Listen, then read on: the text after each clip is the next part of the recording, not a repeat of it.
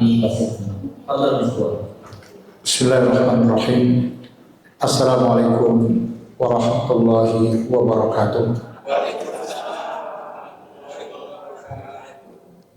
Alhamdulillahirabbil alamin wa bihi nasta'inu ala umuri dunya waddin. Wassalatu wassalamu ala asyrafil anbiya'i wal mursalin wa ala alihi wa sahbihi wa man tabi'ahum bi ihsanin ila yaumiddin. Amma ba'du, fa ya ibadallah ittaqullaha haqqa tuqatih wa la tamutunna illa wa antum muslimun. Yang sama-sama kita hormati, di sini ada Pak Ustadz Ujang Abidin, Direktur Budaya Safari. Beliau duduk di belakang, malah nggak di depan, depan di sini. Dan para asatis yang lain, jadi yang lain ini yang di belakang ini asatis semua ini Bu, termasuk yang bawa acara. Itu guru-guru kita semua. Dan bapak-bapak, ibu-ibu, jemaah yang dirahmati Allah Taala, kita bersyukur atas segala limpahan rahmat serta berbagai karunia Allah kepada kita semua. Salawat dan salam semoga tercurah kepada Nabi Rasul yang mulia Nabi Muhammad Rasulullah SAW. Allahumma sholli wa sallim wa barik alaihi. Beberapa waktu yang lalu, tepatnya kemarin lah, ya, kita mendapat duka yang luar biasa dengan wafatnya salah seorang guru kita, ustadz kita, baik secara langsung maupun yang tidak langsung. Yang langsung itu artinya yang pernah duduk di majelis beliau, mendengarkan nasihat-nasihatnya. Yang tidak langsung yang bisa melalui videonya, melalui buku-bukunya, ya. Itu kan tidak langsung. Ya, ini Ustaz Yazid Abdul Qadir Jawas. Ya, mudah-mudahan kita doakan beliau husnul khatimah, insyaallah. Hanya beberapa grup, tapi ini tidak untuk dibesar-besarkan ya. Ada beberapa grup WA yang akhirnya saya ikut berpartisipasi untuk memberikan semacam klarifikasi gitu. Jadi gini, ada video singkat dari salah seorang ustadz yang cukup ternama di negeri kita ini, dan di dalam biografi Ustadz Yazid disebutkan beliau ini termasuk ustadz dan guru murid dari Ustadz Yazid. Beliau ini, itu beliau pernah nanya ke Ustadz Yazid Allah rahimahullah taala, bagaimana perjalanan dakwah sunnah itu. Lalu kononnya Ustaz rahimahullah menceritakan begini, jadi susah lah. Nama juga dakwah, dan itu semua kita maklum. Semua da'iyat ilallah, du'at ilallah, semua da'i yang mengajak orang kepada Allah bukan kepada pribadinya pasti mengalami bukan kerikil ya, tapi batu-batu terjal yang dihadapi di lapangan. Dan itu sah-sah saja ya ketika orang menjelaskan itu. Hanya saja ketika dibuka sampelnya itu dibuat namanya Dewan Dakwah, rasa jadi nggak enak gitu, rasanya nggak enak. Jadi lebih kurang bunyinya begini.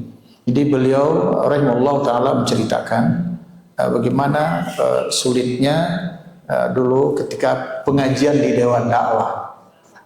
Jadi memakai nama Dewan Dakwah, pengajian di Dewan Dakwah.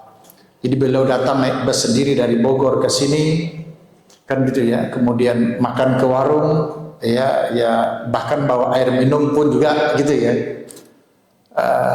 Jadi tujuan Ustadz kita ini mengulas itu, karena di ujungnya berbunyi, itulah susahnya dakwah, berbeda dengan kita sekarang jemput antar, kan itu kan. Jadi sebenarnya itu menceritakan tentang ketawaduan rahimahullah, tentang kesederhanaannya itu sebenarnya. Tetapi ketika dibuat contohnya Dewan Dakwah, itu kesannya berbeda, sehingga ada di salah satu grup Ustadz Ujang ya, satu grup, dia mengatakan Dewan Dakwah DDI terlalu. Artinya kok tega banget kepada ustadz seperti itu gitu. Lalu saya tanya, terlalunya di mana? Nggak dijawab oleh yang bersangkutan. Lalu Ustadz Teten Ramli Kamarudin, guru kita juga, ustadz kita juga, ya, orang Dewan Dakwah juga, di dalam grup lain menyebutkan, kok begitu ya komentarnya ustadz ini gitu. Lalu datang lagi yang lain, komentarnya gimana? Jadi ada ketidaknyambungan sebagian-sebagian. Lalu Ustadz Teten mengatakan mungkin perlu Bang Darwis menjelaskan. Abang tuh ya, saya kan orang Sumatera panggil abang gitu, panggil udah kan gak enak gitu ya, panggil abang. Bang Darwis mungkin perlu jelaskan. Akhirnya karena saya cukup tahu, walaupun nggak tahu banget, tapi lumayan tahu saya. Malah ada yang diminta oleh Ustadz Teten sekalian aja dijelaskan kenapa ada pengusiran pengajian dalam tanda petik. Artinya berhenti di sini. Kenapa gitu? Lalu saya jawab aja yang dalam sifatnya yang tidak privat, ya, sifatnya tidak privat. Misalnya, sebenarnya itu pengajian adalah memakai tempat Masjid Al-Furqan. Nah itu penjelasan saya. Ya, bukan. Jadi Masjid Al-Furqan itu, ya memang markasnya Dewan Dakwah, ya ini, gitu. Jadi ini adalah tempat pengajian ustadz bersama jamaah dalam kurung saya tulis di situ muridnya memakai Masjid Al-Furqan. Hari Selasa materi kajiannya kitab Riyadhus Shalihin. Kita kan tahu, kita kan ngantor ketika itu tiap hari, malah ngantor, saya ingat banget. Gitu. Jadi ini bukan hajatan Dewan Dakwah. Andai kata ini masjid ada yang di sebelah, ya nggak ada apa-apa dengan Dewan Dakwah. Mungkin pakai namanya Musik Muhammadiyah barangkali. Tetapi di narasinya ini Ustadz adalah pengajian di Dewan Dakwah. Nah, ini yang jadi masalah situ.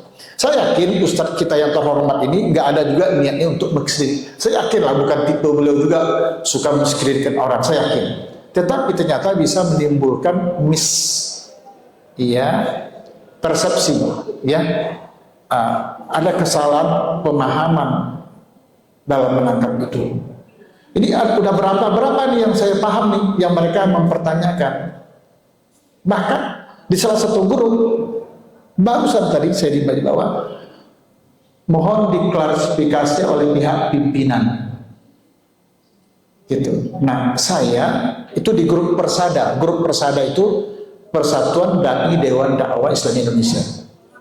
Qadarullah saya diamanahi menjadi ketuanya, ketua pusatnya Persada itu.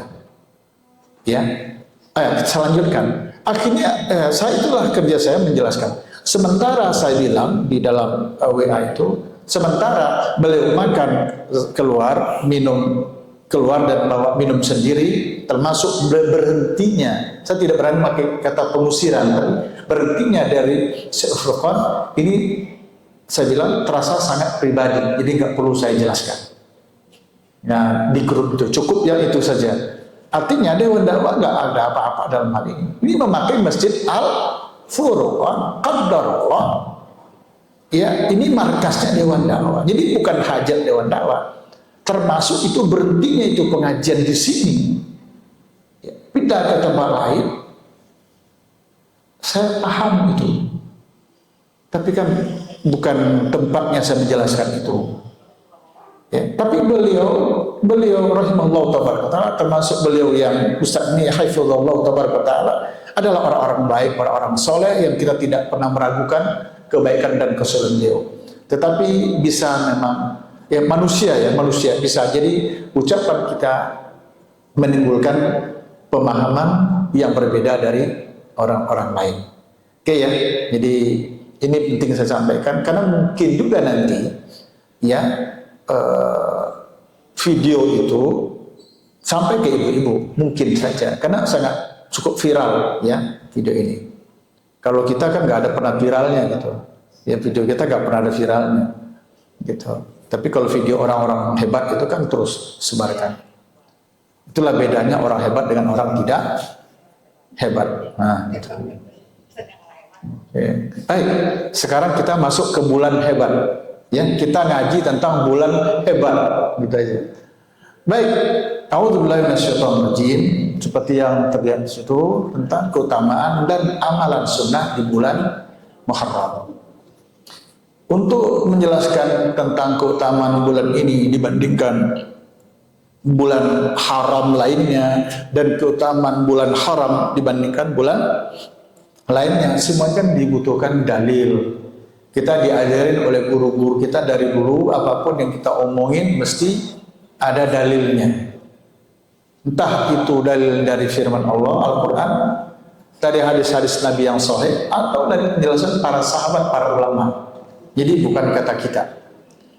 Di dalam surah At-Taubah ayat 36 Allah berfirman, Inna iddatash syuhuri indallah isna asyara syahran fi kitabillah Yawma khalaqas samawati wal ard minha arba'atun hurum zalika ad-dinul qayyim fala tazlimu fihinna anfusakum wal qatilul musyrikina kaffa kama yuqatilunakum kaffa wa'lamu annallaha ma'al muttaqin.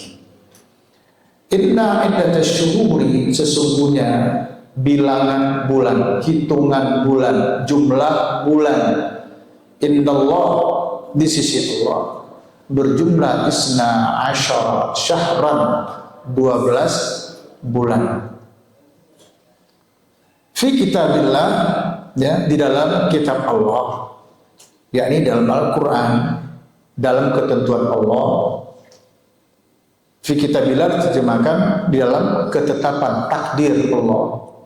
Yauma khalaqas samawati wal ard, pada hari Allah menciptakan langit dan bumi. Jadi ketetapannya itu sedemikian lama. 4 minha, di antaranya arba'atun hurum, ada 4 bulan yang disebut dengan bulan haram. Zalika ad-dinul qayyim, itulah din yang lurus, agama yang lurus. Fala tazlimu fihinna anfusakum, maka janganlah kamu berbuat zalim, menganiaya dirimu fihinna, pada bulan itu, pada bulan haram itu. Wa qatilul musyrikina kaffa, dan perangilah orang-orang musyrik itu semuanya sebagaimana mereka memerangi kamu semuanya. Ketahuilah bahwa Allah beserta orang-orang yang bertakwa. Kita lanjut. Penyebutan bulan haram itu kita juga dapatkan di dalam beberapa ayat lainnya. Misalnya di dalam surah Al-Maidah. Ya, surat Al-Maidah ini mengganggu ayat 2 maksudnya, enggak ada A-nya nih. Karena materinya materi lain, saya pindah ke sini. Ya ayyuhalladzina amanu la tuhillu sya'airallah wal syahrul haram. Wahai orang-orang beriman, janganlah kalian melanggar syiar-syiar Allah dan jangan melanggar kehormatan bulan-bulan haram. Begitu pula di dalam surah Al-Baqarah ayat 194, Asy-syahrul haram bisyahril haram wal hurumatu qisasun. Bulan haram dengan bulan haram, dan pada sesuatu yang patut dihormati, wal hurumat, itu berlaku hukum qisas. Faman i'tada 'alaikum, maka barang siapa yang melanggar kamu, menyerang, fa'tadu 'alaihi bimisli ma i'tada 'alaikum, maka lawanlah, seranglah mereka, ya, sebagaimana mereka menyerang kamu. Jadi ada penyebutan syahrul haram itu di bulan lain selain daripada bulan surat At-Taubah tadi.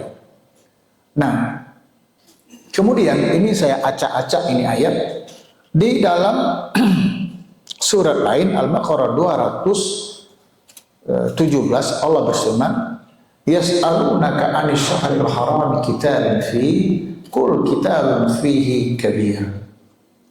Yas'alunaka, mereka bertanya kepadamu ya Muhammad, 'anil syahril haram, tentang bulan haram.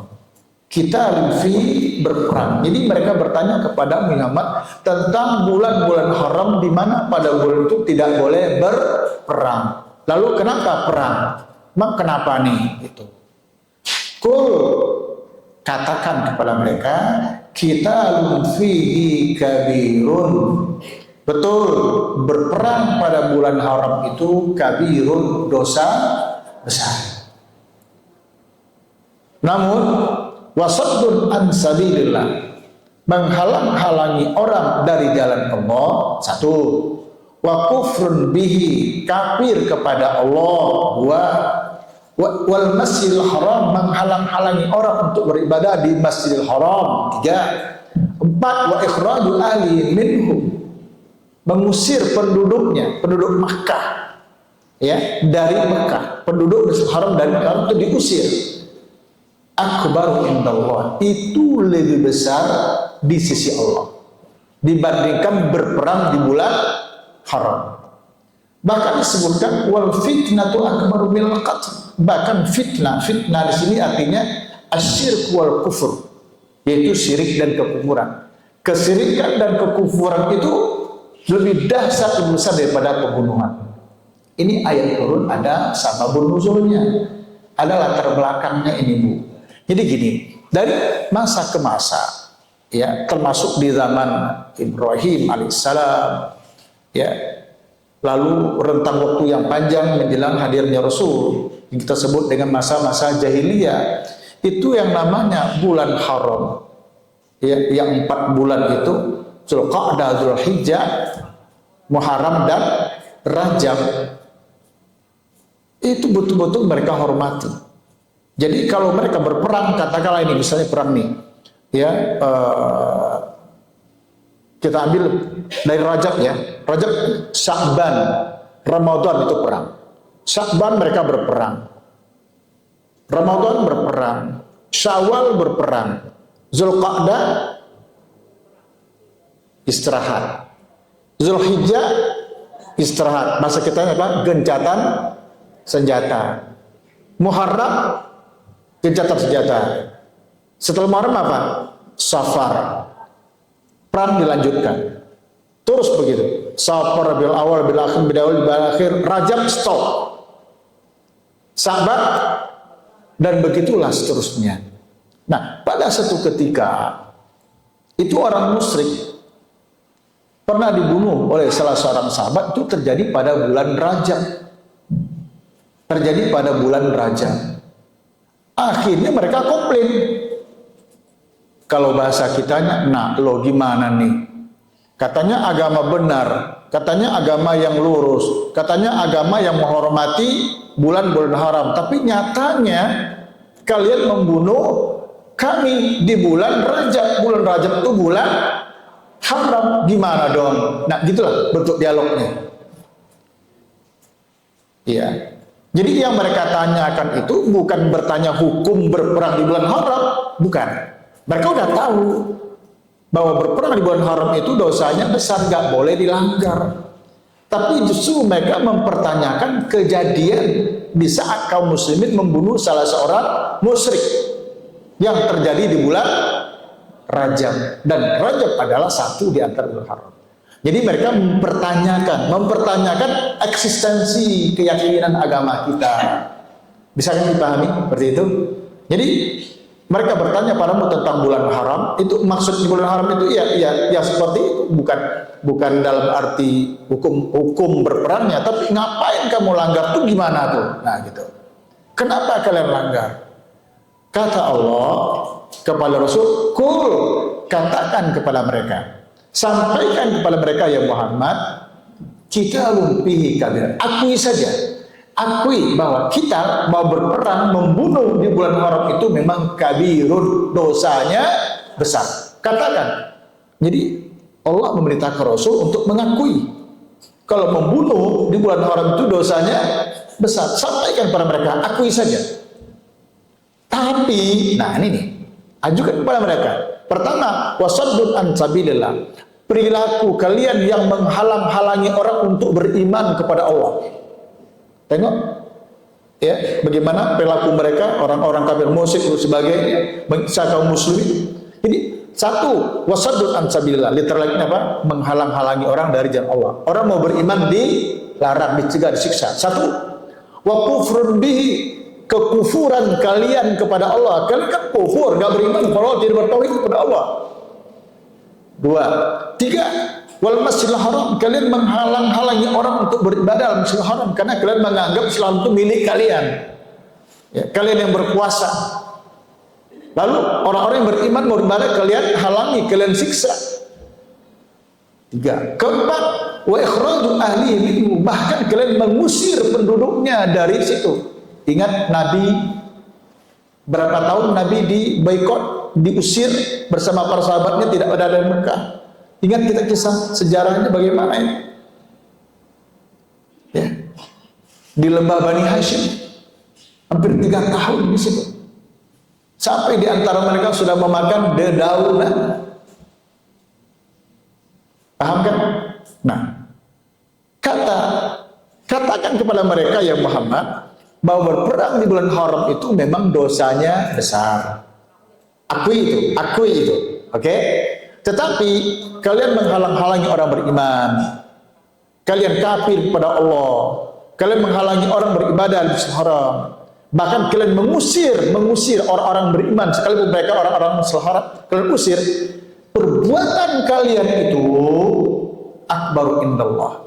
Itu jauh lebih besar dosanya daripada kami membunuh kalian di bulan haram.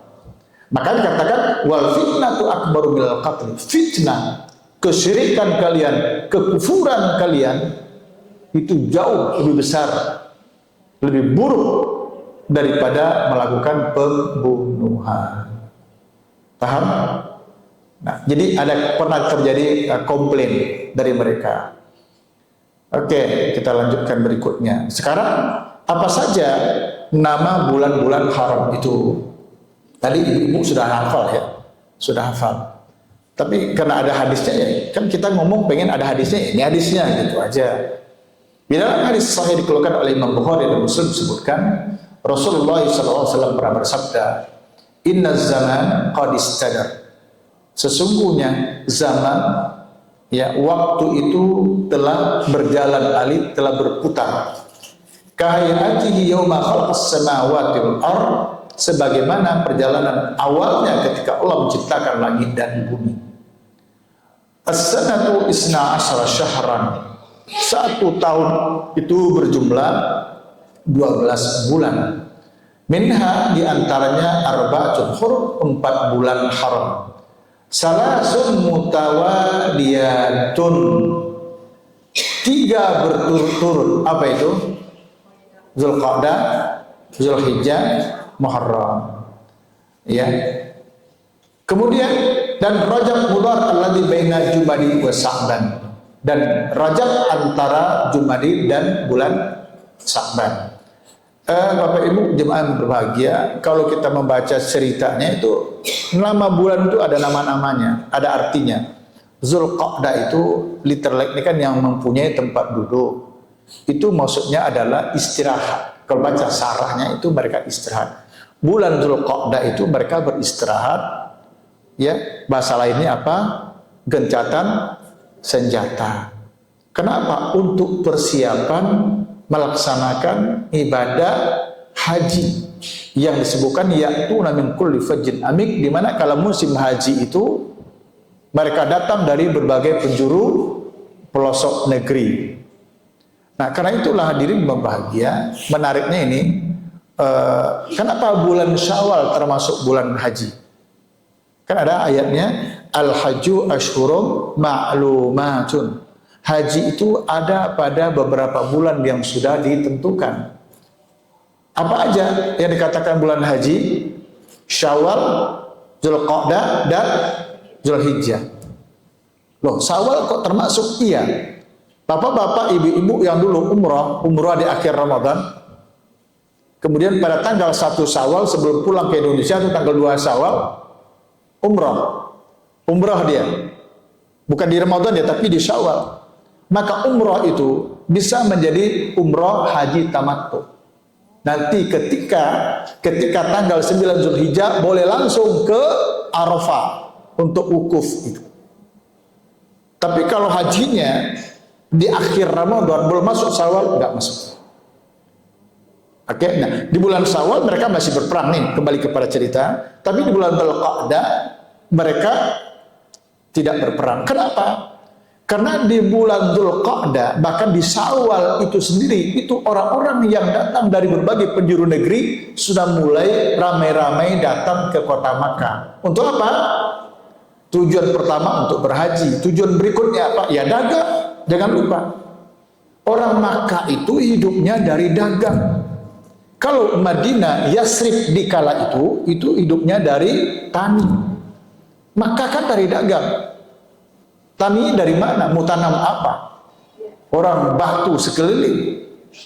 Jadi mereka betul-betul menciptakan suasana kota Makkah dalam keadaan aman. Jadi asik ini kalau kita bahas. Ya, di zaman jahiliyah berperang pun punya adab. Di zaman jahiliyah berperang itu ada adabnya, ada etikanya. Mereka bertempur antara satu suku dengan suku lain, oke. Tapi jangan sampai itu berdampak kepada tamu-tamu Allah. Versi mereka tentunya ya, tamu Allah menurut jahiliyah ini. Bukan Allah bertauhid seperti kita. Sebab mereka meyakini tamu-tamu itu adalah tamu-tamu Allah. Enggak ada orang yang ngundang mereka untuk datang ke Mekah kecuali gerakan hati mereka untuk datang. Oleh karena itu mereka tidak mau mengganggu tamu-tamu ini. Jangan sampai bahasa kitanya perilaku mereka antara satu suku dengan suku lain itu berdampak buruk kepada tamu yang akan datang. Karena itulah di bulan Dzulqa'dah stop perang. Diterjemahkan duduk alias istirahat. Supaya orang-orang yang datang bisa membawa dagangan-dagangannya. Haji kan di Zulhijjah. Hari juga sudah ditentukan. Tapi penting bagi, jangankan dahulu ya. Hari ini aja kedatangan ibadah haji, jemaah haji itu kan luar biasa keuntungannya bagi Makkah, bagi Arab Saudi. Ya, visanya dan lain sebagainya, perputaran keuangan ekonomi yang luar biasa. Paham kan kita ya? Jadi bagi mereka, kehadiran orang dari berbagai penjuru dunia untuk datang ke Mekah itu penting bagi mereka. Karena memang dari situlah kehidupan mereka. Jadi Syawal, Dzulqa'dah, Dzulhijjah, Muharram itu inilah bulan betul-betul mereka mengais rezeki melalui dagang timbal balik itu. Ingat, kalau orang datang bawa dagang, nanti mereka pulang bawa dagangan lagi. Begitulah keadaan. Kita tinggal baca aja tafsir li'ila fi Quraisyin ilafihim rihlatash syita'i was-shaif. Jadi mereka istirahat. Nah, bulan haji, Zulhijjah artinya yang memang di situ ada aktivitas ibadah haji. Muharram bulan yang diharamkan, yakni yang diberikan kehormatan oleh Allah Taala, dan itu diyakini. Termasuk di zaman jahiliyah pun juga diyakini. Oke. Kita lanjutkan hadirin. Kenapa disebut bulan haram? Nah, ini memang para ulama banyak-banyak memberikan komentar. Saya bacakan saja. Di dalam laman tafsirul Quran.id disebutkan bahwa kata haram untuk penyebutan keempat bulan tersebut memiliki makna agung.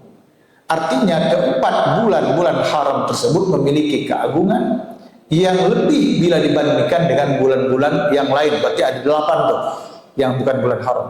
Jadi yang 4 ini lebih istimewa dibandingkan yang 8 bulan itu. Lantas kenapa bulan haram dinamakan bulan haram? Para ulama kita menyebutkan, ya, karena banyak saya nggak sebutkan satu persatu, saya rangkum aja. Pada bulan-bulan tersebut diharamkan segala bentuk pembunuhan dan penyiksaan terhadap diri sendiri, sebagaimana tadi ayat, "Fala tazlimu fihinna anfusakum", jangan kamu berbuat zalim terhadap dirimu pada bulan itu. Ya. Artinya adalah larangan melakukan perbuatan zalim karena dosanya yang sangat besar. Jadi betul-betul itu segala bentuk kezaliman yang di bulan lain tidak boleh, maka di bulan haram lebih tidak boleh lagi.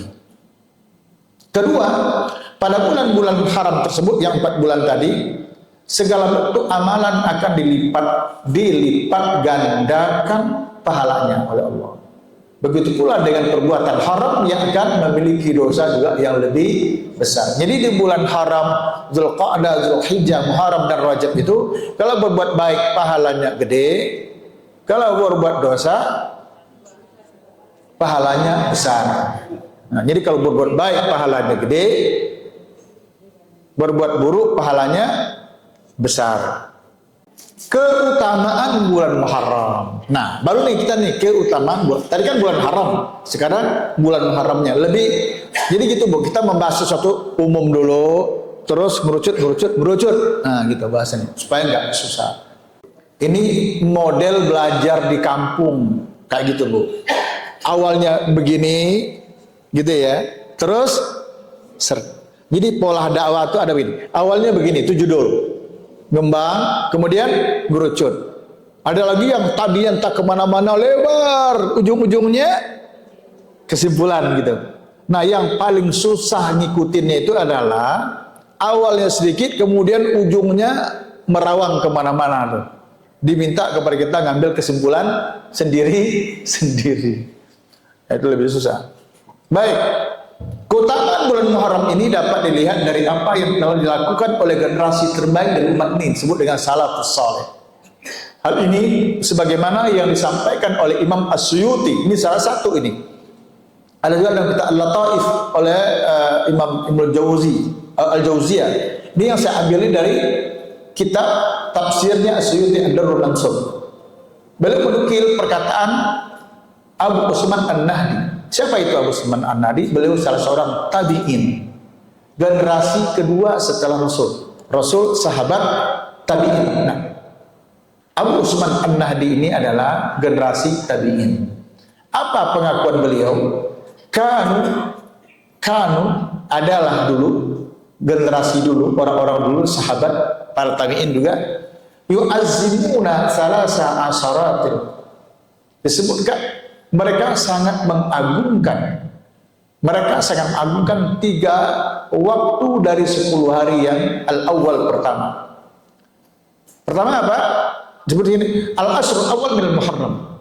Jadi ada 3 macam yang bentuknya 10. Salah asyarat ya 3-10. Kalau tidak mau bisa jadi 13-an. Maksudnya ada yang 10 itu 3 macam. Nah itu. Pertama, al-asrul awal min al-muharram. 10 pertama bulan Muharram. Para sahabat, para salaf menghormati, mengagungkan 10 pertama bulan Muharram. Kemudian wal asrul awal min Dzulhijjah, 10 pertama bulan Dzulhijjah.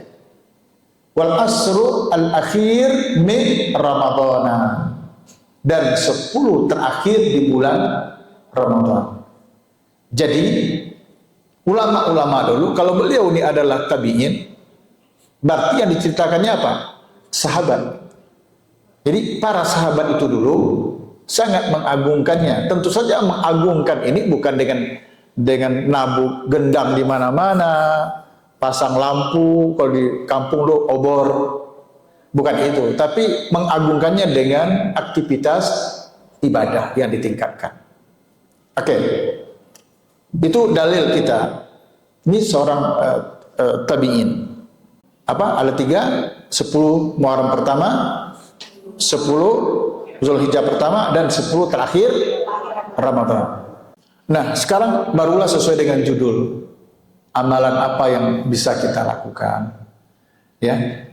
Berbagai keutamaan bulan Muharram ini akan semakin tampak dengan jelas sebagaimana yang disampaikan dalam khutbah yang mulia ini. Ini ada kalimat khutbah ini, ceramah. Karena ini juga ya Ustaz Ujang juga sudah baca ini ya, Jumat kemarin itu saya sudah mengirimkan naskah khutbah yang judulnya sama, nggak jauh beda dari ini. Makanya ini saya buang-buang mana yang misalnya kaum muslimin yang dirahmati Allah itu saya buang. Ya, baru tadi pagi dilakukan ini. Ya. Pertama, Rasulullah SAW menyandarkan bulan-bulan haram tersebut kepada Allah Taala dan mengatakan syahrullah. Tentu tidaklah disandarkan kepada Allah kecuali karena kemuliaan dan keagungan bulan tersebut. Misalnya dikatakan Nabiullah, Khalilullah, Safwatullah, itu kan nama-nama mulia.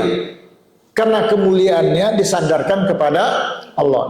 Jadi kalau syahrullah, bulan Allah, itu maknanya menunjukkan betapa agungnya itu bulan. Abu Hurairah radhiyallahu anhu, semoga Allah meridai, meriwayatkan bahwa Nabi pernah bersabda begini di saat beliau ditanya, ayyus shalah afdalu ba'dal maktubah ya Rasulullah, salat apakah yang paling utama setelah salat wajib? Salat wajib oke. Tapi kalau salat sunat yang paling utama apa? Yang paling agung itu apa? Wa ayyus siyam afdalu ba'da syahr Ramadan, dan puasa apa yang paling agung setelah puasa Ramadan? Jadi ini hadis ini riwayat Muslim. Kalau riwayat lain itu langsung ditanya dan dijawab. Ya Rasul, salat apa yang agung setelah salat fardu? Rasul langsung jawab. Kemudian, ya Rasulullah, puasa apa yang lebih agung setelah puasa Ramadan? Rasul jawab. Kalau sini tidak. Kalau redaksi ini pertanyaannya dua. Ya Rasulullah, salat apa yang agung setelah salat fardu, dan puasa apa yang paling utama setelah puasa Ramadan? Kemudian Nabi menjawab, as-salatu fi jawfil lail. Ya, kalau salat yang paling afdal setelah salat fardu adalah as-salatu fi jawfil lail. Salat di penghujung malam. Salat apa tuh? Tahajud. Tahajud. Wa afdal siyam ba'da Ramadan siyamu syahrillah, ya, al-haram. Dan puasa yang paling utama setelah puasa Ramadan adalah berpuasa di bulan Allah Al-Muharram. Ya, bulan Allah yang dihormati, yang diharamkan oleh Allah Tabaraka wa Ta'ala. Ini dalil pertama. Ini menunjukkan bulan Muharram termasuk dikatakan syahrullah, bulan Allah. Kenapa disandarkan kepada Allah? Karena keutamaan, karena keagungan bulan tersebut. Dua, bulan Muharram termasuk salah satu dari bulan haram. Ya, seperti di dalam ayat tadi disebutkan ada 12 bulan, ditafsirkan oleh Nabi bahwa dari 12 bulan itu satu di antaranya adalah Muharram. Oke, jadi termasuk bulan haram. Kemudian ketiga, di bulan Muharram itu ada puasa Asyura dan Tasu'a. Puasa Asyura dan Tasu'a memiliki keagungan yang luar biasa. Puasa Asyura adalah puasa yang dikerjakan pada tanggal 10 Muharram. Tahun ini ikut NU atau Muhammadiyah. Kalau ikut pemerintah, termasuk dalam ini Muhammadiyah, tanggal 10 itu hari Selasa, insya Allah. Ya, hari Selasa, ba'da lusa. Ya, lusa. Besok kan hari apa? Besok. Ustaz Ujang ini mau cepet ini. Ya, besok hari Ahad. Jadi kalau begini Bu, sebenarnya kalau ibu nanti ditanya oleh anak-anak, tapi jangan suami, kalau suami nanti naik hitam dia. Kalau ibu atau bapak ditanya oleh anak-anak, Pak, besok hari apa? Atau Ma, besok hari apa ya Ma? Jawabnya, kalau nanti malam hari hujan, besok Ahad. Kalau nanti malam tidak hujan, berarti hari ini hari Sabtu. Ini kalau nanya anak atau cucu, itu jawabannya. Tapi kalau suami, istri yang nanya, nanti berantem. Jadi kalau orang nanya, mahasiswa saya dulu nanya gitu, besok hari apa Ustaz? Saya jawab, sekarang hari apa? Tergantung cuaca malam. Kalau hujan nanti malam, besok Ahad. Kalau tidak, berarti hari ini Sabtu.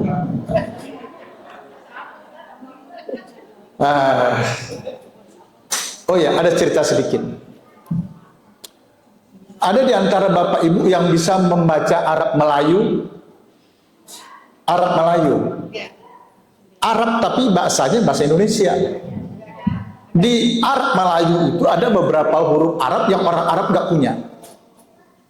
Huruf G, ga, itu kaf pakai titik. Nah, gitu kan. Nga. Ain pakai titik 3. Ca, C. H titik 3 gitu. Ada lagi nya. Nya itu bukan huruf sa, Bu. Nun. Kalau sa itu agak gepeng gitu ya. Kalau nun itu kan perut ini kan nggak dalam. Jadi nun itu titiknya berapa? Hurufnya titiknya berapa? 3. Nah, nanti perkenalkan kepada anak-anak tentang tulisan huruf Melayu. Saya mahasiswa S2 aja nggak bisa jawab tuh. Jadi setelah saya jelaskan itu tulisan huruf Melayu itu, dan di Malaysia masih dipakai itu huruf Melayu, di kita udah Arab Melayu ya, bukan huruf Arab Melayu. Di kita dulu ada buku-buku zaman dulu tulisannya Arab Melayu, tapi sekarang udah enggak. Nah setelah kita, jadi kalau C titiknya 3, G titik 1, nya, berapa titiknya? Ingat ya, berapa titiknya? 3. Jadi begini Bu, saya mau mengetes kecerdasan matematika Bapak Ibu. Hujan sehari semalam, berapa titiknya? Hujan sehari semalam, non-stop 24 jam hujannya, berapa titiknya? Tuh. Ada yang bisa jawab? Tunjuk.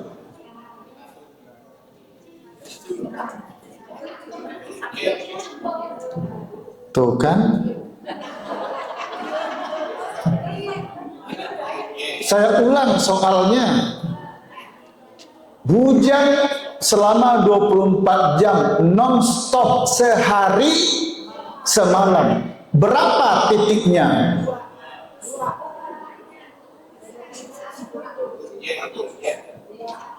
Tuh kan nggak nyambung juga. Kan tadi kita udah belajar. Ca titiknya seperti apa, ga berapa, nya titiknya berapa.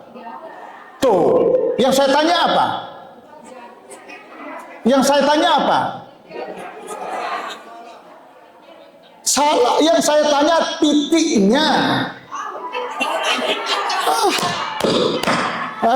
La ilaha illallah.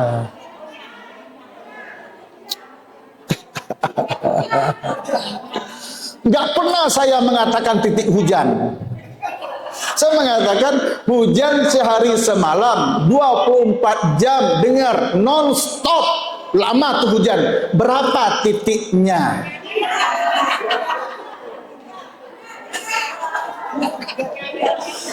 Saya tidak nyuruh ibu, bapak berapa titik hujan. Enggak. Yang saya tanya titiknya. Dan itu logis karena kita sudah belajar tulisan Arab Melayu. Kalau jemaah Jumat pengajian lain nggak pernah saya tanya. Orang nggak tahu juga Arab Melayu. Udah. Kalau saya salah, maafkan saya. Kalau bapak ibu nggak bisa jawab, memang begitulah qadarullah untuk kita. Baik.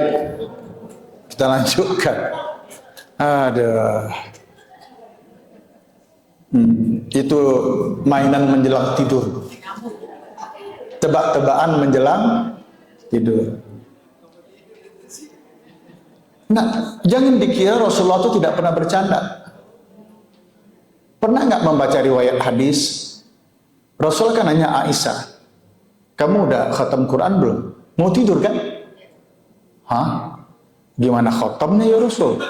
Ini kalau khotam Quran baru tidur, kapan tidurnya? Tapi kata Rasul, tidakkah kamu ingat? Kan gitu kan kalimat ini kan?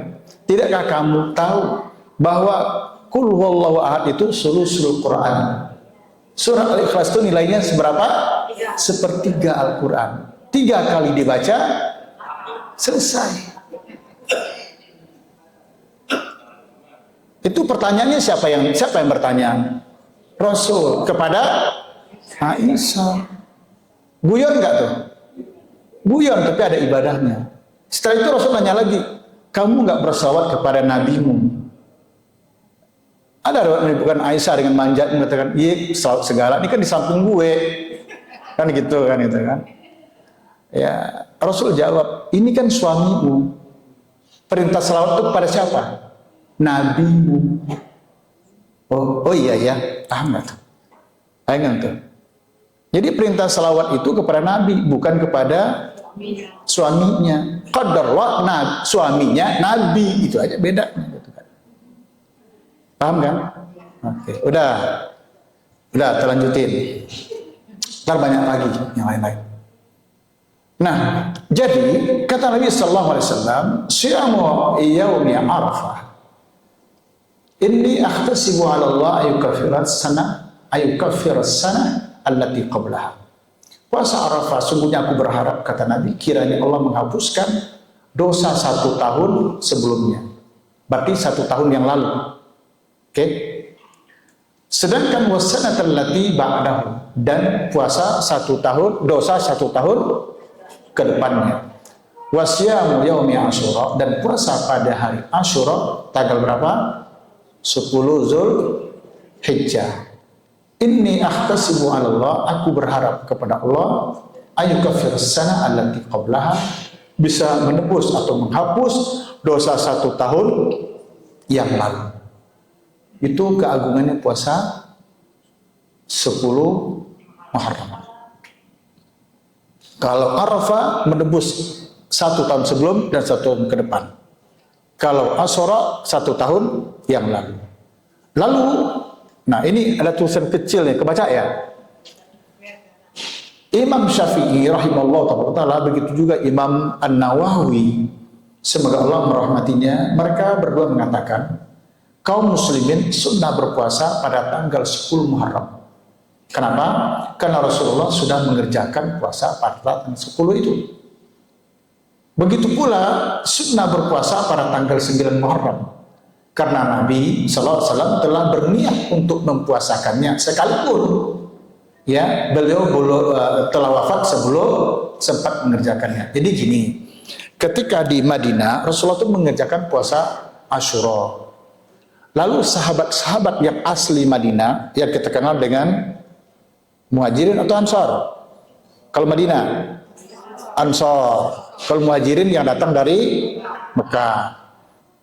Itu ketika Rasul berpuasa pada tanggal 10 Muharram itu ditanya oleh sahabat Ansar, "Ya Rasulullah, hadzal yaum adzawahul al-yahud." Hari ini hari yang juga diagungkan oleh orang Yahudi. Artinya orang Yahudi Madinah ya, yang terdiri dari tiga puak itu, Qainuqa, Nadir dan Quraizah itu mereka juga mengagungkan hari ini dengan berpuasa. Lalu Nabi menjawab, kita lebih berhak untuk mempuasakannya. Dengan hadis lain katakan, lain bakina, lagi lain baki itu, gitu. Lain baki itu, kalau aku masih hidup, la asumunna ayumat tasir. Kalau aku nanti masih hidup, tahun depan aku akan mempuasakan atau kita akan mempuasakan tanggal 9. Qadarullah, sebelum tahun depan nyampe beliau wafat. Tetapi keinginan Rasulullah itu ya tidak pernah dicabut sampai beliau wafat. Nah, dalam kaidah hadis ini disebut namanya hadis hammiyah. Jadi kan hadis itu adalah namanya hadis qauliyah, ucapan. Nabi sallallahu, misalnya sahabat mengatakan, Abu Hurairah mengatakan, saya mendengar Rasulullah bersabda begini, innamal a'malu binniyat. Itu namanya hadis qauliyah, perkataan. Atau sahabat mengatakan, ra'aitu Rasulullah SAW yukabbiru kadza wa kadza. Aku pernah melihat Rasulullah itu bertakbir, misalnya seperti ini, seperti ini. Itu namanya hadis fi'liyah, perbuatan Nabi yang disaksikan oleh para sahabat. Ada lagi disebut dengan takririyah, yaitu hadis di mana para sahabat melakukan sesuatu, tapi Nabi no comment. Nabi mendiamkan. Nah, diamnya Nabi itu menunjukkan boleh, karena Nabi tidak pernah mendiamkan sesuatu yang salah. Bahkan diamnya Nabi itu ada sebagian ditangkap oleh sahabat itu menunjukkan dia boleh. Misalnya Nabi tersenyum, Nabi ketawa, dan seterusnya. Nah itu menunjukkan, itu namanya jadi landasan hukum. Karena itu takrir. Kalau nggak boleh pasti Nabi cegah. Yang keempat disebut dengan hadis hammiyah. Hammiyah itu adalah cita-cita keinginan Nabi. Contoh yang paling nyata, kalau yang tadi itu yang 1, 2, 3 itu banyak contohnya, tapi contoh yang ini itu aja contohnya. Cita-cita Nabi yang belum terwujud. Beliau pun meninggal dunia, itu berpuasa pada tanggal 9 Muharram. Nah, karena itulah para ulama, bukan hanya Imam Syafi'i ya, Tapi yang saya sebutkan adalah Imam Syafi'i, Imam Nawawi. Kenapa? Karena ini juga disampaikan di majlis-majlis yang lain yang notabene-nya banyak orang-orang yang mengaku mazhab Syafi'i. Ya kita pakai aja pendapat Syafi'i gitu. Itu aja Pak. Karena kan di Indonesia kan banyak ngaku Ahlussunnah wal Jamaah. Ahlussunnah wal Jamaah Indonesia ini dipahami kalau fikihnya Syafi'i, akidahnya Asy'ari, ya akhlaknya Al-Ghazali. Nah, logonya Nahdlatul Ulama, itulah Ahlussunnah wal Jamaah versi Indonesia gitu. Makanya pendapat yang kita kutip yang ini nih itu pendapatnya Imam Syafi'i, karena yang banyak mengaku mazhab Syafi'i itu kan kelompok yang tadi saudara kita ini. Kita memakai pendapatnya Imam Nawawi. Imam Nawawi adalah salah seorang ulama alim besar di kalangan mazhab Imam Syafi'i. Kita nggak pakai pendapat Ahmad bin Hambal, nggak. Nanti itu kan Ahmad bin Hambal, Hambali, terus ujung-ujungnya Wahabi. Nah, repot juga nanti gitu. Oke ya. Jadi kalau begitu tahun ini puasa kita, mungkin ibu-ibu sudah memulai dari awal. Mana yang tapi kelihatannya kopi udah banyak ini. Berarti nggak berpuasa berarti gitu kan. Berarti 10 hari pertama lewat-lewat aja gitu ya berarti ya. Berbeda kalau 9, 10 pertama bulan Zulhijjah gitu. Sebenarnya banyak aja berpuasa nggak apa-apa dari kemarin itu nggak apa-apa. Kan para salaf seperti itu. Walaupun ibadahnya bukan hanya puasa tok, banyak lagi yang lain. Nah, tapi paling tidak ada hadisnya yang jelas yaitu tanggal 10 dan 9. Berdasarkan riwayat ini, jika disetujui dan mau memperoleh kebaikan, sunnah kita berpuasa 2 hari secara terang-terangan itu. Tanggal 9, karena Nabi sudah punya cita-cita, walaupun belum dapat lakukan. Dan tanggal 10 Nabi sudah melakukannya, ada contoh. Kalau di bawah tahun ini, berarti berpuasanya hari apa? Hari Senin dan Selasa. Atau mungkin Selasa dan Rabu, kalau memakai kalendernya Nahdlatul Ulama. Mereka menyebutkan itu tahun barunya satu Muharramnya hari apa kemarin? Senin. Kata tetangga tumben gitu. Tumben beda gitu loh maksudnya. Ya udahlah nggak apa-apa. Ya. Oke. Kita lanjutkan lagi. Keempat, disunnahkan untuk banyak berpuasa pada bulan ini. Para ulama telah sepakat bahwa bulan Muharram adalah bulan agung dan mulia yang disunnahkan atau dianjurkan untuk memperbanyak puasa padanya. Seperti yang diutarakan oleh para ulama dari kalangan Ahlussunnah wal Jamaah. Pendapat ini didasarkan kepada hadis yang tadi bahwa puasa yang paling afdal setelah puasa Ramadan adalah puasa di bulan Allah, yaitu bulan Muharram. Syarullahi al-Muharram. Nih lafaznya nih, kita ulang lagi nih. Ini bunyinya. Bahwa puasa yang paling afdal setelah bulan Ramadan adalah puasa di bulan Allah al-Muharram. Nah, walaupun ini bulan Allah yang diharam al-Muharram itu masih ada lagi itu penafsiran. Apakah maknanya bulan Allah yang keempat itu disebut dengan Muharram karena disebut dengan Syahrul Hurum yang diharamkan? Karena hurum kan bentuk jamak, kalau Muharram itu kan kalau bahasa ininya itu ism maf'ul, nama yang dimaharamkan, yang dihormati. 4 bulan berarti kan. Tapi ada lagi pendapat lain mengatakan, ini cuplikan saja, yaitu bulan Muharram itu sendiri. Yaitu bulan Muharram itu sendiri, yaitu berpuasa di bulan Muharram sendiri. Nyari 1 bulan banyak bisa melaksanakan ibadah puasa di bulan-bulan itu. Walaupun tidak mesti setiap hari, enggak ada puasa sunnah yang tiap hari kan tidak ada. Kecuali yang 10 pertama itu tadi. Oke. Jadi banyak kita berpuasa. Kemudian kelima, nah ini bagian yang kelima. Sebagian ulama berpendapat bahwa Muharram adalah bulan yang utama di antara bulan-bulan haram tadi. Jadi ada 12 bulan, 4 di antaranya bulan haram, Zulqa'dah, Zulhijjah, Muharram dan Rajab. Di antara yang 4 itu pula yang paling utama adalah Muharramnya. Wallahu alam, ini termasuk yang dipahami oleh Hasan Al-Basri dan juga di kalangan mazhab Syafi'iyah. Baik, amalan apa sebaiknya yang dikerjakan di bulan Muharram ini? Bapak Ibu, ya, sesungguhnya banyak amal ibadah yang dapat dikerjakan, bahkan ditingkatkan volumenya di bulan Muharram yang agung ini. Berdasarkan kepada banyak dalil, tentu saja yang paling utama adalah berpuasa. Terutamanya lagi puasa pada tanggal 10 Muharramnya. Kalau bisa 9-nya, kalau tidak ya 10-nya. Kalau bisa kan dari awal tuh berpuasa kita, memperbanyak ibadah, beristighfar, memohonkan ampun kepada Allah Taala segala dosa dan kesalahan yang telah kita lakukan selama ini.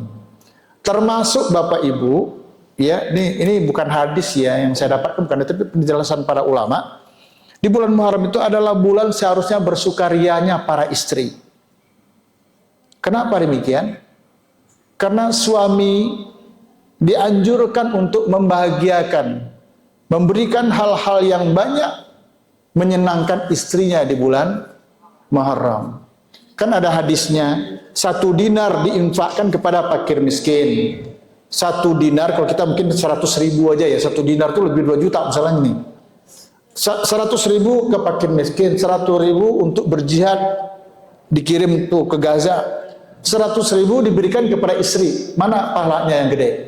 Bapak-bapak bisa jawab, ibu-ibu. Istri. Supaya ulang lagi supaya bapak dengar. Siapa? Istri. Benar? Istri. Nah, itu kalau di bulan-bulan lain. Bagaimana kalau itu dilakukan di bulan Muharram? Masya Allah. Jadi gini, bapak-bapak mungkin habis ngaji ini kan gak langsung pulang, mampirlah ke toko emas. Wah, gitu kan. Mampir ke toko emas, gitu kan. Ada di sini, kalau di sini saya tahu ini di Kenari ini di jalan tuh ada namanya toko Nanja, itu paling terkenal bagus toko Nanja. Ya.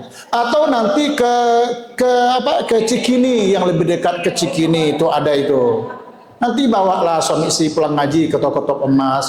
Maksud saya minimal nengok-nengok harga. Gitu ya. Minimal nengok harga, kemudian dicatat, ya kan. Kemudian minta nomor telepon toko. Kapan-kapan nanti bisa kami hubungi sambil menanyakan harga emas. Emas kan lagi mahal sekarang nih. Kalau sekarang harganya 1 gram itu misalnya kita beli 1.300.000, bilang kepada istri, ibu sabar, mudah-mudahan nanti kita menunggu harganya bukan turun, menunggu harganya terjangkau. Jadi Bapak, ini mohon maaf ya, saya sampaikan ke Bapak, jadi bukan PHP kepada ibu-ibu, bukan. Bawalah ibu-ibu, hibur, namanya cuci mata. Kita kan bawa, setelah itu tengok harganya, kan mahal tuh, kita nggak bawa duit, ATM ketinggalan di rumah, misalnya gitu kan, phone banking udah salah PIN-nya 3 kali, jadi kan nggak bisa. Ya udah, bilang kepada istri, ya Pak, bilang pada istri, ya Pak ya, mudah-mudahan istri bisa dengar omongan saya nih, gitu kan. Tengok, minimal tanya harga, kemudian catat nomor telepon toko, minta ID card di kartunya, lalu bilang kalau ibu nanya kapan beli Pak, insya Allah kita menunggu harganya terjangkau. Jadi jangan nunggu harganya turun. Salah, nggak bisa. Sekarang 1,3, besok 1,2 kan turun tuh, tapi kan belum terjangkau. Nah, ini saya pikir bagus juga seperti itu, ya bagus juga. Ujung-ujungnya kita makan di mana Pak? Itu ada tuh KFC. Oh enggak, ini lagi boykot. Nah, satu-satunya yang paling enak di depan toko itu ada keredok, ada nasi kapau, nggak cocok, yang murah lagi dari itu. Gado-gado. Bilang kepada istri, Bu, kita rasanya udah lama ya nggak makan gado-gado. Ya udah, kalau udah makan gado-gado perut kenyang, masa mau makan KFC lagi? Ya enggak lah, gitu kan. Jadi memang suami istri ini bukan cerdik, tapi adu pinter. gitu ya. Bukan cerdik tapi adu pintar. Oke. Nah, ini bentuk-bentuk amalan yang bisa kita tingkatkan. Banyak sekali. Segala bentuk amal soleh. Segala bentuk amal soleh. Kita juga boleh saling mengucapkan tahniah, Bu. Taqabbalallahu minna wa minkum salihal a'mal. Kan gitu kan? Boleh. Ya Allah, semoga Engkau terima amal ibadah kami, amal-amal soleh yang kami lakukan selama ini. Boleh kita, Masya Allah. Oke? Nah, ya itu aja. Mana pembawa acara? Silakan. Udah habis sampai di situ materi kajian kita. Tadi boleh bertanya, tapi catatannya apa tadi? Enggak boleh susah-susah. Gitu. Jadi gini, saya menyebut Muhammadiyah dan NU tadi itu dalam konteks ya keberadaan kita di Indonesia, Pak. Bukan menjadi rujukan, bukan. Ya, kan gini. Ya, kalau cara awalnya Muhammadiyah itu kan bukan aliran agama. Sebagaimana juga NU bukan aliran agama. Persis bukan aliran agama. Bukan mazhab. Itu kan ormas. Tapi pada akhirnya dia mengejawantah, ya, tampil ke permukaan menjadi aliran agama. Ini contoh, saya mau nanya nih. Kalau ada orang mati, dikubur, diazankan, ada tahlilan, subuh, kunut subuh, itu siapa? Tuh. Kalau ada orang mati, di kuburan tidak diazankan, tidak ada tahlilan, cuman takziah, hanya 3 hari, dan subuh, tidak kunut subuh, siapa? Kalau ada di dulu, kalau sekarang udah enggak kayaknya. Kalau dulu celana di atas mata kaki, kalau sholat bergerak-gerak, ketika i'tidal tangan taruh di sini, itu siapa? Persis, Salafi baru. Jadi sebenarnya itu bukan aliran agama, tapi sudah membaur menjadi sebuah sebutan. Ini NU nih, ini Muhammadiyah nih. Nggak ada di Indonesia sebut itu Hambali, itu Maliki, nggak ada. Paham kan? Jadi ormas yang sudah menjadi darahnya, dagingnya sebagian kaum muslimin. Nah, itu makanya saya pakai bahasa itu tadi. Ya Pak ya. Betul, kita setuju Pak. Ya, sumu li ru'yati waftiru li ru'yatihi. Iya, puasa kita berdasarkan ru'yat, hisab kita berdasarkan berbuka kita berdasarkan ru'yat. Itu dalil Pak. Dan itu juga yang dipakai oleh Dewan Dakwah selama ini. Kenapa Idul Adha kemarin berbeda sholatnya? Berapa kali sholat kemarin di sini? Berapa kali? Berapa salin? Hah? 2 kali. 2 kali. Kenapa? Tapi dulu Dewan Dakwah itu Al-Furqan khususnya. Kalau penetapan Idul Adha pemerintah bersamaan dengan Saudi, kita nggak ada sholat dulu di sini. Saya ingat dulu, coba diingat, nggak ada. Tidak ada. Misalnya wukuf di Arafah itu hari Selasa, tanggal 9 kan, berarti hari Rabu sholatnya kan. Andai kata pemerintah tetap hari Rabu di sini, misalnya Al-Furqan tidak ada sholat Idul Adha. Itu dulu, nggak tahu lah kalau yang akan datang. Seperti itu.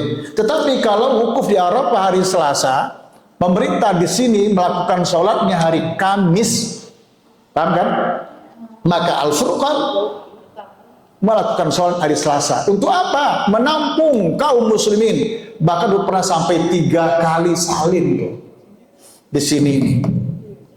Jadi seperti itu model kita. Jadi tetap mepatok, ya. Jadi menyebutkan NU Muhammadiyah tadi itu bukan berarti nyuruh bapak ibu ke sana, tidak. Ini kan contoh.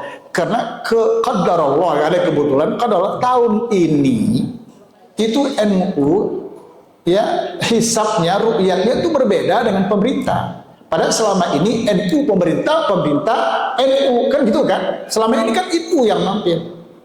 Gitu aja. Siapa itu Kementerian Agama? Ya NU. Siapa itu NU? Agama. Makanya si Yakut mengatakan dulu Kementerian Agama itu adalah hadiah dari pemerintah kepada NU. Dengar nggak kita dulu dia ngomong? Gitu. Jadi nggak bisa dipisah. Nah, tapi tahun ini Kok beda gitu loh.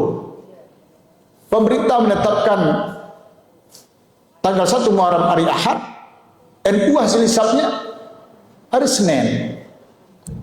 Nggak apa-apa juga, nggak apa-apa. Makanya saya katakan tadi, mau ikut yang mana gitu. Ikut Ahad atau ikut Senin. Kalau ikut Ahad satunya kemarin, berarti tanggal 10-nya itu hari Selasa. Berarti hari Seninnya tanggal 9. Kalau ikut, ya itu ya, NU maksud saya, berarti nanti Selasa dan Rabu atau minimal Rabunya saja.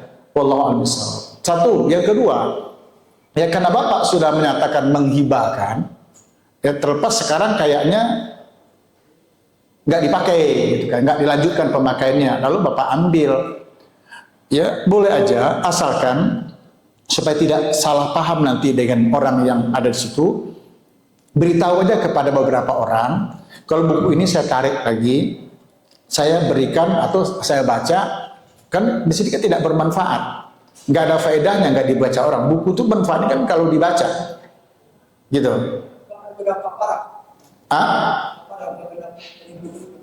Emang Bapak bersumpah dulu? Kalau mengucapkan saja Pak, tidak mengucapkan sumpah, enggak Pak, nggak ada kafarat Pak. Ya, tapi kalau Bapak niat awal ingin memberikan ke masjid, ya udah jangan diambil lagi. Tapi kalau konteksnya adalah konteks manfaat, itu bisa Bapak ambil, sampaikan kepada pengurus kalau buku ini ada di sini kan tidak dipakai. Lalu saya berikan ke masjid mana atau mana, bukan dipakai sendiri lagi. Itu enggak boleh, seperti orang meludah kemudian dijilat lagi tuh. Orang yang sudah memberi kemudian diambil itu kan aib, di dalam Islam itu kan enggak boleh. Bulan haram, kan ada 4 bulan tadi kan bulan haram. Itu haram itu sendiri artinya ya haram, alias artinya itu dihormati. Saking dihormatinya itu kita tidak boleh, ini khususnya ya tidak boleh di bulan-bulan ini berbuat maksiat. Karena ini kan bulan suci ini, termasuk bulan suci ini. Kalau kita bulan suci kita kan bulan Ramadan toh. Padahal ini semua bulan suci juga ini, ya bulan Muharram, Zulqa'dah, Zulhijjah, Muharram dan Rajab ini kan bulan haram. Jadi contohnya tadi yang paling dilarang untuk perang saja kan nggak boleh sampai seperti itu. Ya kalau di tanah haram banyak lagi itu larangannya, kan gitu kan, berburu, ya, buruan-buruan di bulan haram, bisa di tanah haram kan nggak boleh juga. Jadi banyak hal. Jadi ini merupakan kehormatan dari Allah Taala dan tentu hikmahnya luar biasa. Kesempatan untuk kita untuk meningkatkan amal ibadah kita.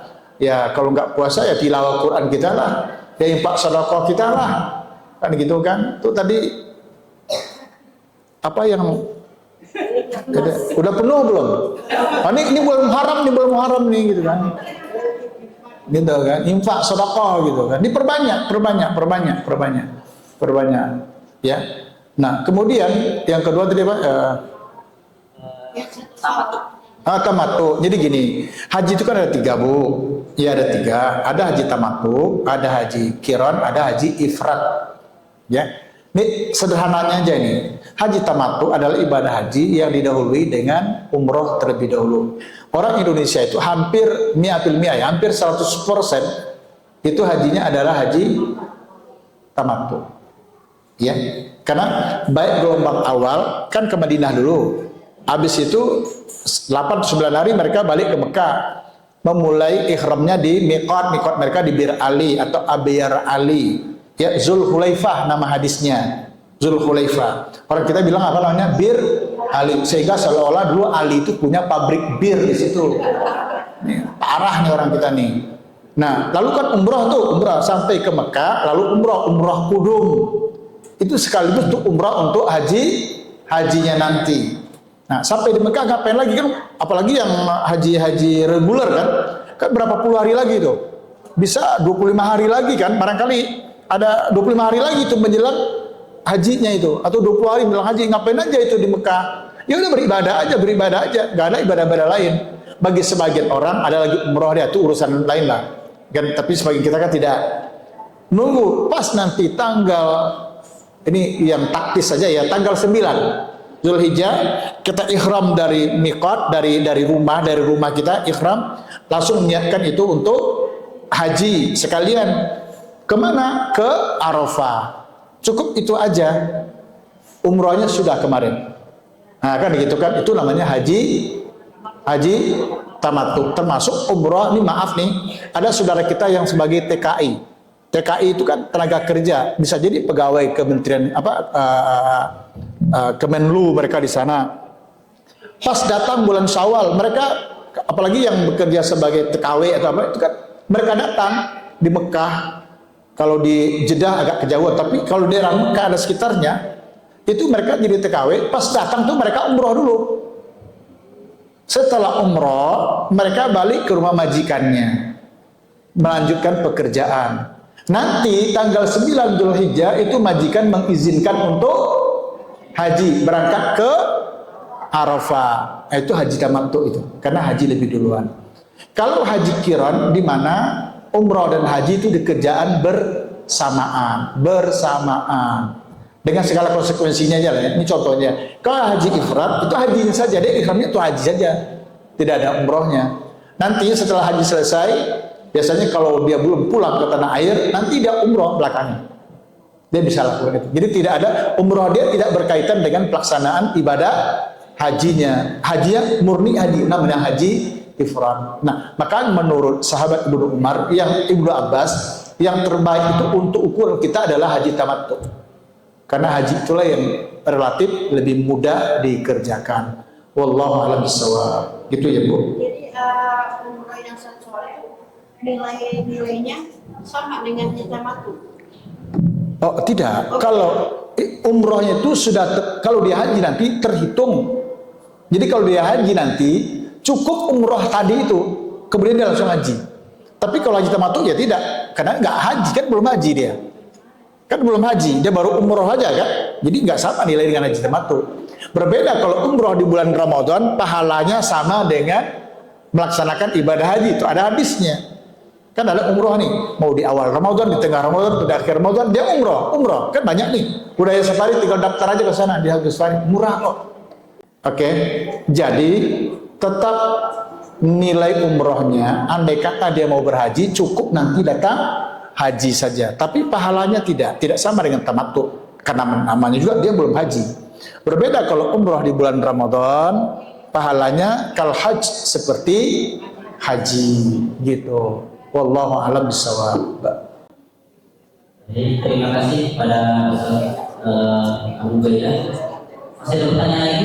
Kita yang tadi muda ini bisa nggak boleh di masalah Muharram itu yang puasa di bulan Ramadan yang 2 jam 10, kan yang pertama untuk menghapus dosa yang lalu, tahun yang lalu, yang 10-nya untuk menghapus dosa yang tahun depan. Nah dia taruhlah, udah punya ini ya, saya udah punya ya. Terus ceritanya namanya manusia ya, ada khilafah, dia berbuat dosa kan, tenang aja, berarti hapus dosa yang kemarin. Ya. Gimana kebenaran? Jadi gini Bu, ini saya pesan sama ibu-ibu, saya pesan sama emak-emak nih, dalam beramal kita jangan terlalu hitungan. Jadi gini nih, ini contoh nih Bu, contoh, ini ada tromol amal nih, kita masukkan uang 10.000, dapat pahala nggak? Belum tentu. Iya dong. Kalau ikhlas dapat pahala, kalau tidak ikhlas nggak dapat. Paham? Tapi kalau nyolong uang 10.000, dosa nggak? Pasti. Kalau nggak ikhlas gimana? Artinya, kalau berbuat jahat itu mau ikhlas mau nggak pasti dosa. Tapi kalau buat baik, bisa diterima, bisa tidak. Nah, kita berbuat dosa nih, tapi udah pede aja, kan udah puasa Muharram, gua ada kehapus tuh, puasa Arafah lagi kemarin, udah tenang deh. Persoalannya dia punya surat nggak, ada penjelasan nggak? Kalau Muharramnya kemarin, Muharram nanti dan Arafah kemarin itu udah diterima nggak oleh Allah? Nggak tahu.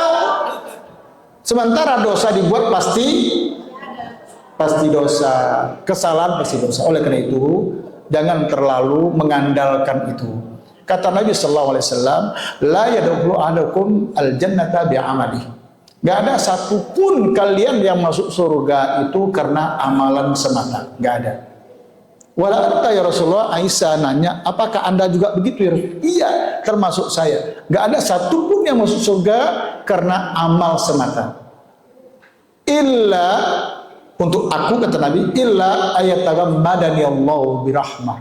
Kecuali aku sudah dirahmati oleh Allah. Ini dalil bahwa Nabi sudah pasti masuk surga. Ini menunjukkan apa? Jangan hanya kita pede, amal kita sudah banyak. Gitu kan? Enggak, belum tentu. Bisa Allah terima, bisa tidak. Harapan kita terima iya. Semua kita berharap amal kita diterima oleh Allah. Tapi kepastiannya tidak. Karena itulah Ahlussunnah wal Jamaah itu dalam beribadah ada 3 yang harus dilakukan. Pertama dia roja, yang kedua namanya khauf, yang ketiga mahabbah. Apa itu roja? Roja itu harapan. Kita berharap setiap kebaikan kita lakukan, kita selalu berharap diterima oleh Allah. Mudah-mudahan Allah terima. Kalau kita minta ampun, mudah-mudahan diampuni oleh Allah. Kalau kita berdoa, mudah-mudahan diijabah oleh Allah. Itu namanya roja, harapan. Tapi di balik itu juga ada khauf, ada kekhawatiran, takut. Jangan-jangan ini ibadah nggak diterima oleh Allah. Jangan-jangan doa saya tidak diijabah oleh Allah. Jangan-jangan dosa saya tidak diampuni oleh Allah. Nah, karena di satu sisi berharap diterima, di lain sisi khawatir tidak diterima, timbullah yang ketiga, namanya mahabbah. Apa itu mahabbah? Cinta, kasih, sayang, senang. Karena saya berharap ibadah saya, sholat saya diterima oleh Allah dan takut gitu, maka segala syarat untuk diterimanya ibadah sholat saya akan lakukan dengan senang hati. Kenapa? Karena berharap diterima. Khawatir tidak terima. Oleh karena itu para ulama juga membagi, Bu. Rasa takut itu tidak boleh mengalahi rasa harap. Sebab kalau kita takut ujung-ujungnya tidak mau beramal. Karena itu raja itu harus lebih dominan untuk mendorong kita untuk beribadah. Sungguh demikian, nggak boleh kepedean. Harus ada khauf, khasyah, kekhawatiran itu tetap ada. Karena itu pula perlu mahabbah sehingga timbullah ketulusan, keikhlasan. Ini contoh nih, mahabbah itu contohnya begini, Bu. Ini misalnya saya dapat WA, lalu beritahu ini ada 10 orang ummahat, 10 orang majelis taklim. Ini 10 orang nggak banyak, cuma 10 orang dapat WA dari Hudaya Safari, itu ada hadiah. Masing-masing 500.000, tapi diambilnya di kantor Kebun Jeruk. Pulang dari taklim ini 10 orang dari Budaya Safari. Diambilnya bukan di sini, tapi di Tanjung Priok. Pertanyaan saya, Ibu berharap nggak? Bener nih. Terus kita tanyain. Kalau berharap dapat, berharap. Tapi ada nggak kekhawatiran nggak dapat?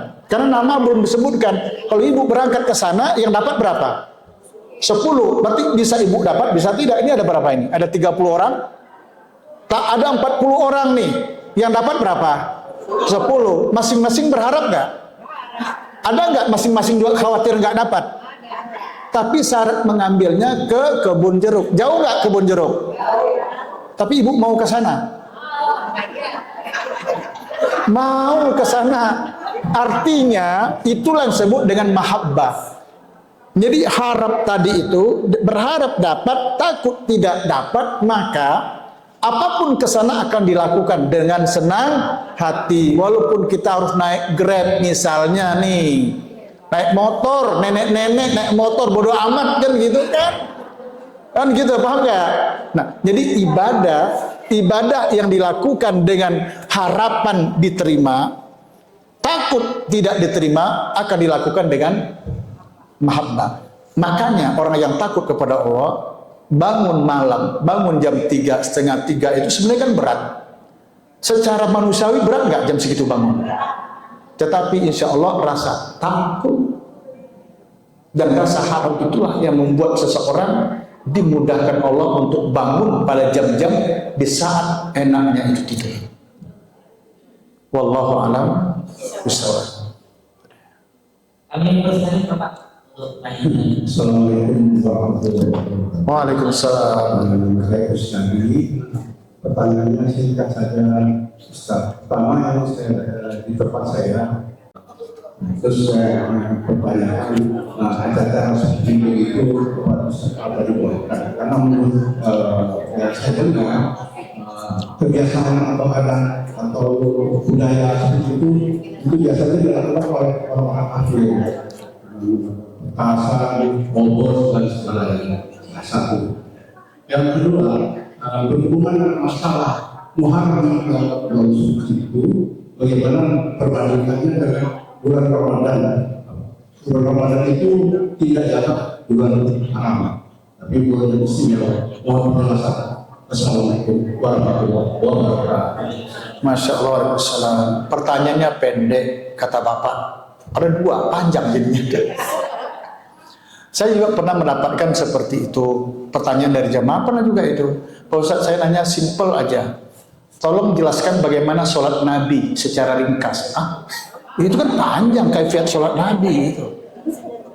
Tetapi ada lagi pertanyaannya, Pak Ustadz begini panjang cerita. Lalu boleh enggak? Nah itu yang enak saya. Kalau boleh dibilang boleh, kalau enggak dibilang enggak gitu kan. Jadi pertanyaannya panjang, jawabannya checklist aja. Boleh atau enggak? Nah kalau ini beliau mengatakan tadi pertanyaannya singkat, ya, tapi lumayan Pak. Baik, begini. Yang pertama itu berkaitan dengan aktivitas. Ya, betul Pak. Saya dari sana juga.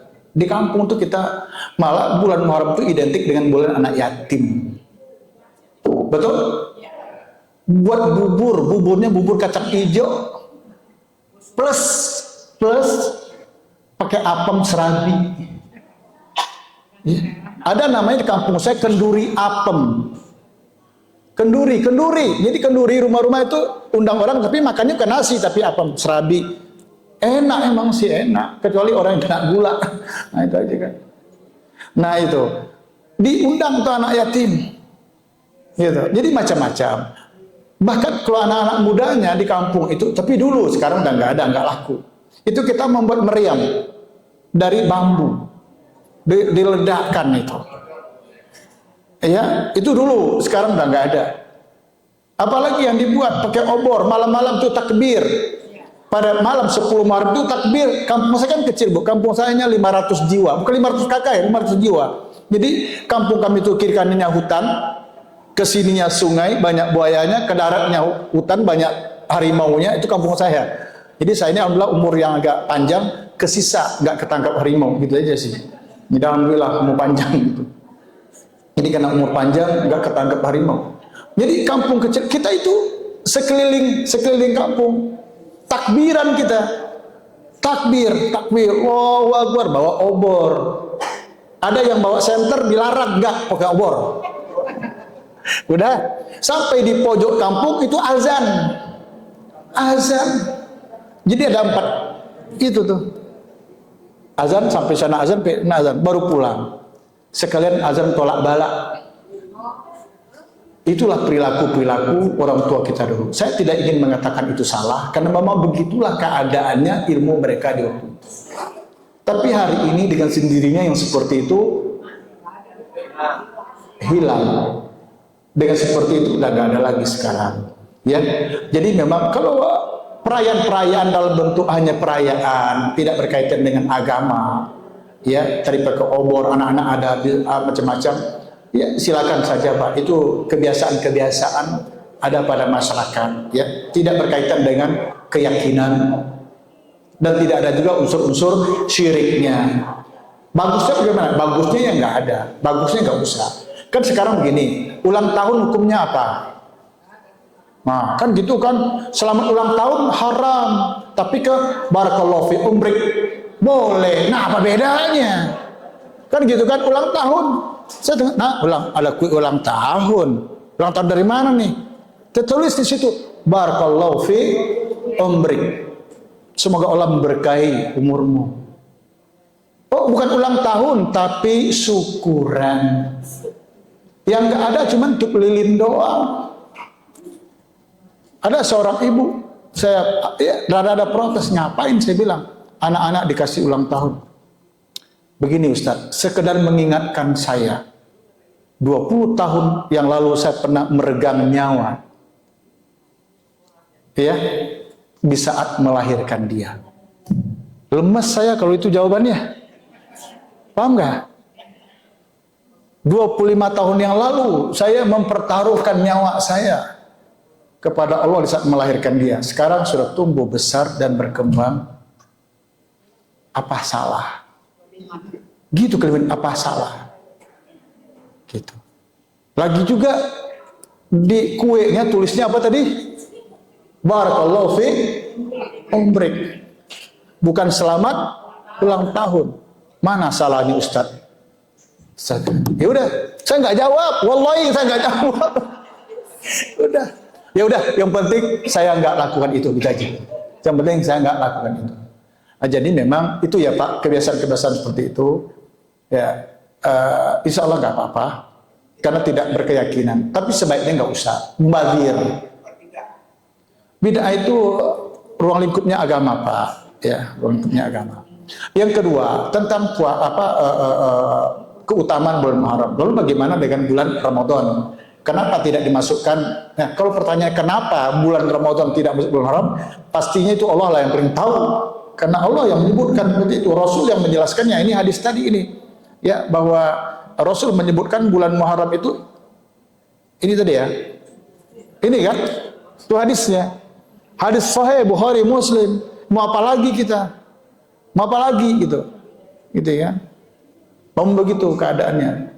Jadi begini Pak, masing-masing bulan itu sebenarnya memiliki keutamaan dan keagungan. Sebagaimana juga masing-masing Rasul punya keutamaan dan keagungan. Nggak boleh kita mengatakan karena Musa bisa ngomong langsung sama Allah, sementara Isa tidak, bukan berarti Isa tidak mulia dibandingkan Musa.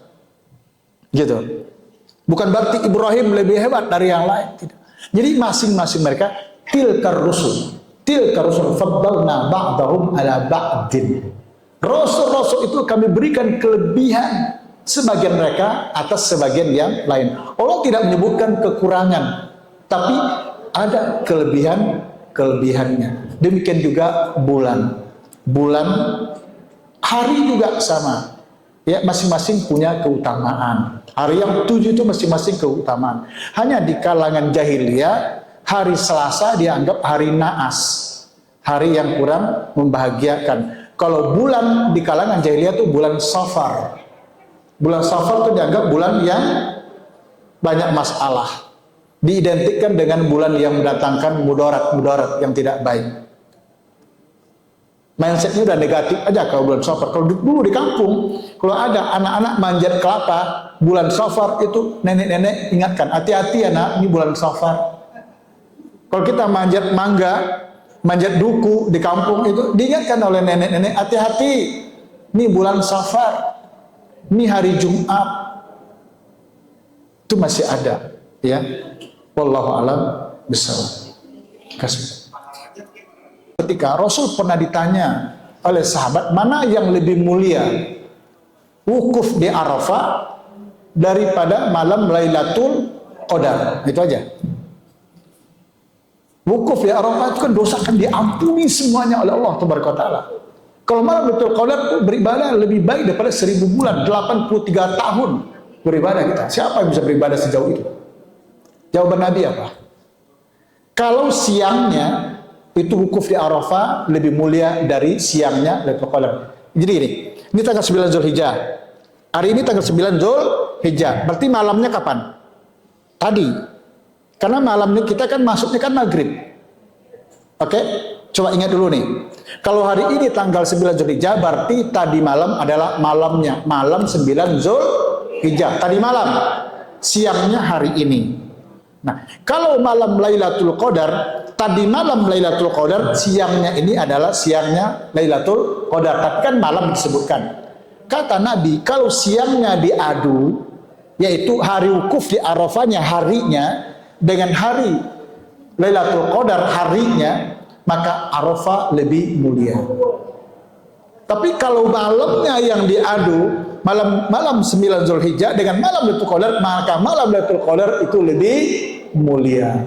Begitulah Nabi menjawab, wallahu a'lam bishawab. Jadi masing-masing memiliki keistimewaan. Sebagaimana keistimewaan di antara kita juga, Masya Allah, bapak-bapak ibu, masing-masing kita punya keistimewaan. Ada yang sudah tua masih gagah, ada yang sudah masih muda sudah enggak, masih muda juga maksudnya. Makasih. Masih bisa. Ini ibu-ibu di sebelah sini. Ini di sini ibu-ibu yang muda-muda sebelah sini kelihatan. Atau sampai ke kecamatan dulu, ingin tahu tua mudanya. Oh, ada campur. Ada campur tua muda, silakan. Baik, Ustaz. Assalamualaikum warahmatullahi wabarakatuh. Waalaikumsalam warahmatullahi wabarakatuh. Seperti Ustaz katakan kepada kami, jadi ada 4 bulan yang Bapak memberikan umat Islam meyakinkan. Namun bukan hanya umat Islam saja yang mengerti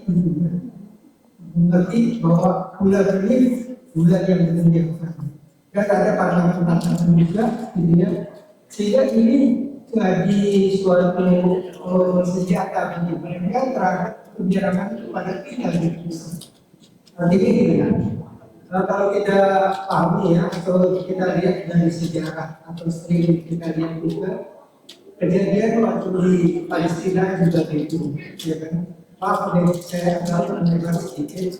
Kalau saya perhatikan, Palestina itu selalu ya dijajah atau diapakan, dibubarir lah gitu ya. Itu pada bulan-bulan yang lalu. Kemudian dia mengetahui bahwa orang itu melarang melakukan perang pada waktu itu. Ya, begitu juga umat Islam yang lain yang pendukung dari Palestina. Dia akan merem sedikit pada saat bulan-bulan Muharram, bulan-bulan Muharram itu. Ya. Bagaimana kondisi seperti ini? Ya. Ya, kalau orang lain juga tahu, bahkan meyakini iya, karena memang 4 bulan haram itu kan sudah dari awal, ya, sebelum generasi Muhammad. Disebutkan di sini pada hari Allah menciptakan langit dan bumi, sudah ada itu 12 bulan, dan 4 diantaranya sudah ditetapkan sebagai bulan haram. Jadi bisa aja orang-orang lain mengetahui, ya bisa. Bahkan mereka berkeyakinan, bahkan orang-orang musyrik, cerita tadi kan, orang musyrik kan berkeyakinan nggak boleh di bulan haram itu kita berperang. Ngapain berperang? Tapi justru kalian membunuh kami di bulan haram. Kan komplain tuh, itu gimana dong? Lalu dijawab dengan yang tadi kan, ini jawabannya kan. Nah gitu, betul berperang, betul keyakinan kalian bulan haram itu nggak boleh berperang. Tapi bagaimanapun perilaku kalian itu yang 1, 2, 3, 4 itu lebih jahat, lebih buruk dibandingkan, atau lebih gede dosa kalian ketimbang kami membunuh kalian di bulan haram ini. Kira-kira seperti itu. Itu memang betul seperti itu, ya. Jadi di dalam kitab-kitab Taurat, Injil mereka itu juga ada cerita tentang bulan haram, Pak. Ada dengan penyebutan yang berbeda-beda. Karena memang itu sudah ada, ya. Wallahu a'lam. Syukur. Terima kasih banyak kepada Ustaz Abu Bilal yang sudah menyampaikan materinya, dan terima kasih pada Bapak Ibu sekalian yang sudah hadir dan tadi sudah bertanya jawab, dan saya menerima dan materi yang berbeda. Dan insya Allah pembahasannya juga tidak hasilnya. Karena itu, Allah di pekan kedua setiap bulannya dia tidak lama ya, karena beberapa kali juga kita gugur di pekan ketiga karena ada satu hal dan yang lainnya. Tapi pada dasarnya kita jadwalnya ada di pekan kedua. Bapak Ibu yang dirahmati Allah Subhanahu wa taala, kita cukupkan saja pada kesempatan pagi sampai siang ini, dan kita tutup dengan doa kafaratul majlis. Subhanallahumma wa bihamdika, asyhadu an la ilaha illa anta, astaghfiruka wa atubu ilaik. Assalamualaikum warahmatullahi wabarakatuh. Waalaikumsalam. Hajiku, umrohku, dakwahku. لبيك اللهم لبيك Budaya safari, hidupkan sunnah, jalin ukhuwah, raih barokah.